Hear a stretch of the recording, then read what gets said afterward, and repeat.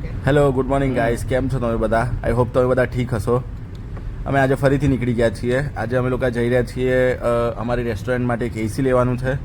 એસી લેવા માટે જઈ રહ્યા છીએ. ત્યારબાદ અમારે ત્યાંથી નેશનલ હેન્ડલૂમમાં જવાનું છે. થોડી ફ્રેમ્સ ને એવું બધું લેવું છે. તો એના માટે અમે અમદાવાદ જઈ રહ્યા છીએ. તો આજે આખો દિવસ તમને બતાવીશ અમે શું શું કામ કરીએ છીએ. તો ગાઈઝ અમે પહોંચી ગયા છીએ. અમારે જ્યાંથી એસી નીકાળવાનું છે ત્યાં પહોંચી ગયા છીએ.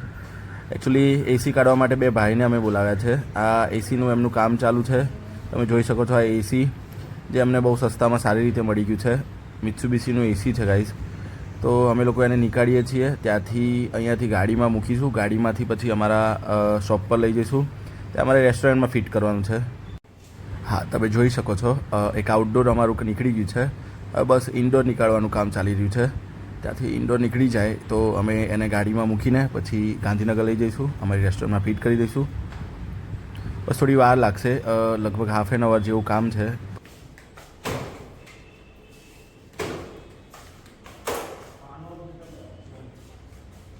તો ગાઈઝ અમે લોકો પહોંચી ગયા છીએ લો ગાર્ડન. લો ગાર્ડન એક નેશનલ હેન્ડલૂમ છે, બહુ જ મોટું નેશનલ હેન્ડલૂમ છે. ત્યાંથી અમારે થોડી ફ્રેમ્સ લેવાની છે. બસ અમે લોકો તમને બતાવું લો ગાર્ડન. અમે લોકો જઈ રહ્યા છીએ. કેવી કેવી વસ્તુઓ મળતી હોય છે તમારે અહીંયા, બધી જ વસ્તુ, દરેક વસ્તુ અહીંયા મળી જતી હોય છે.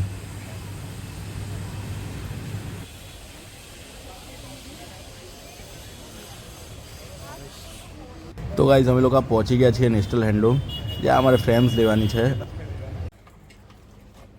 તો ગાઈઝ અમારે જે ફ્રેમ સિલેક્ટ કરવાની હતી એ સિલેક્ટ થઈ ગઈ છે અમારી રેસ્ટોરન્ટ માટે. બસ તમને હું હેન્ડલૂમ થોડું બતાવું કેવું ક્યાં વસ્તુ મળતી હોય છે, કેવી વસ્તુ અહીંયા મળતી હોય છે. લગભગ અહીંયા ક્રોકરી પણ મળતી હોય છે. મારે ક્રોકરી શોધું છું.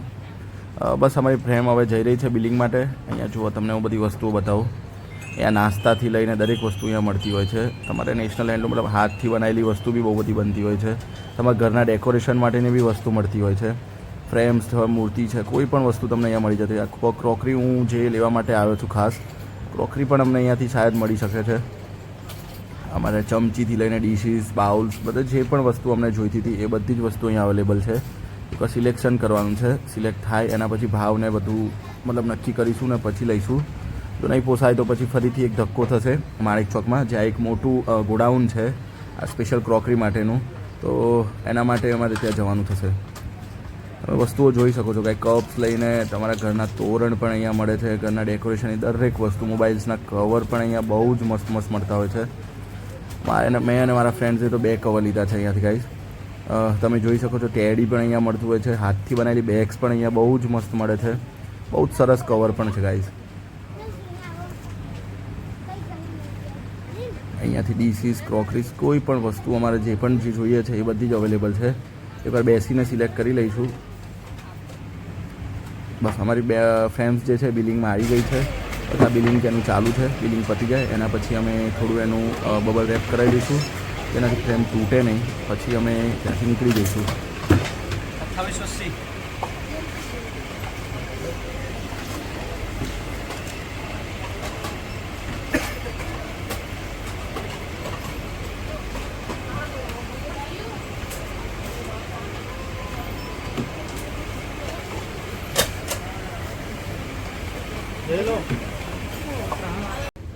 બસ ગાઈઝ આવી રીતે ફ્રેમ્સને રેપ કરવાની હોય છે, જેથી કરીને ફ્રેમ તૂટે નહીં. બબલ રેપ કરવાની હોય છે.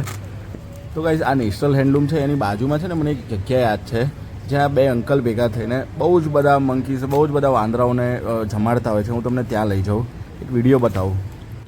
હા ગાઈઝ, તો આપણે પહોંચી ગયા છીએ એ જગ્યા ઉપર. તમે જોઈ શકો છો બહુ જ બધા મંકીનું ટોળું. રોજ આ અંકલ રાત્રે આવીને, સાંજે આવીને અહીંયા બહુ જ સારી રીતે બધા મંકીઝને ભેગા કરે છે. વગર બીકે એમને ખવડાવે છે, એમને કેળા ખવડાવે છે, એમને નાસ્તો ખવડાવે છે. મંકીઝ બી એમના બહુ સારા ફ્રેન્ડ બની ગયા. તમે જુઓ, કોઈને કોઈ ડર નથી, કોઈ બીક નથી. તમે બસ મસ્ત મજાની રીતે ખવડાવે છે. ચલો, અમારી ફ્રેમ્સ લગભગ મુકાઈ ગઈ છે ગાડીમાં. અમે રેડી છીએ. હવે અહીંયાથી અમે એક મશીનનો ઓર્ડર આપવા જવાના છીએ, જે ભાજીપાવ અને ઢોસા માટેનું ટેબલ છે. એક બીજું મશીન છે, એનો ઓર્ડર આપવા માટે જઈએ છીએ. બસ હવે બેસી જઈએ ગાડીમાં. અમે જઈ રહ્યા છીએ, તો તમે લઈ જાઉં. યસ ગાઈઝ, અમે લોકો નીકળી ગયા છીએ ગાંધીનગર જવા માટે. અમદાવાદનું અમારું જે કામ હતું, જે મશીનના ઓર્ડર આપવાના હતા, ફ્રેમ્સ લેવાની હતી, એ પતી ગયું છે. તમે એટમોસ્ફિયર જોઈ શકો છો અમદાવાદનું. બહુ જ ગુલાબી કલરનું એટમોસ્ફિયર છે. બહુ સારું એટમોસ્ફિયર છે. તો ગાઈઝ અમે લોકો પહોંચી ગયા છીએ અમારી રેસ્ટોરન્ટે, જ્યાં આજે આ ગ્લાસનું કામ પતી ગયું છે. ફેબ્રિકેશનવાળા એમનું કામ કરે છે. હા ગાઈસ, કેમેરાનું કામ થોડું બાકી હતું, એ કામ ચાલી રહ્યું છે અત્યારે. તમે જોઈ શકો છો એ પ્રમાણે કેમેરાનું ફિટિંગ ચાલે છે, એનું વાયરિંગનું કામ થોડું બાકી હતું, એ ચાલે છે. તમને હું બતાવું, ફ્રન્ટ સાઈડ લઈ જાઉં કયા કેમેરા અમે લગાવ્યા છે. અમે દવા કંપનીના કેમેરા લગાવ્યા છે ગાઈસ. હું તમને એક કેમેરો બતાવું. હા, આવી રીતે અમે કેમેરા લગાવ્યા છે. તમે જોઈ શકો છો બહારથી કેવો લુક લાગે છે અમારી રેસ્ટોરન્ટનો. હું તમને એસી ગાડીમાં કેવી રીતે અમે લોકો મૂકીને લાવ્યા છીએ એ બતાવું. હા, જસ્ટ 2 મિનિટ બસ. જુઓ, આવી રીતે અમે ગાડીમાં ઇન્ડોર પાછળ ડેકીમાં મૂકીને લાવ્યા છીએ અને આઉટડોર અમે અંદર મૂક્યું છે સીટ ઉપર. આઉટડોર એટલું ભારે છે ગાઈસ, 2 ટનનું એસીનું બહુ જ ભયંકર ભારે છે. અમારે એ બી જોવાનું છે કે સીટ કવર ના ફાટે. અમે કેવી રીતે ગાડીમાં મૂક્યું છે તમે એકવાર જુઓ. બહુ જ ખતરનાક રીતે અમારે એને ઉતારવાનું છે, બહુ જ કાળજીપૂર્વક ઉતારવાનું છે. બસ ઓલમોસ્ટ ઉતરવા આવ્યું છે એસી.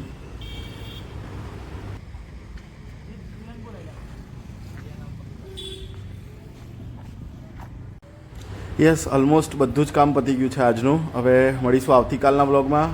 ગાઈઝ, ડેઇલી વ્લોગ આવતો રહેશે. તમે ચેનલને સબસ્ક્રાઈબ કરી દેજો, વિડીયોને લાઇક કરી દેજો. સો ટિલ ધેન મળીએ આવતીકાલના વ્લોગમાં. Good night, take care.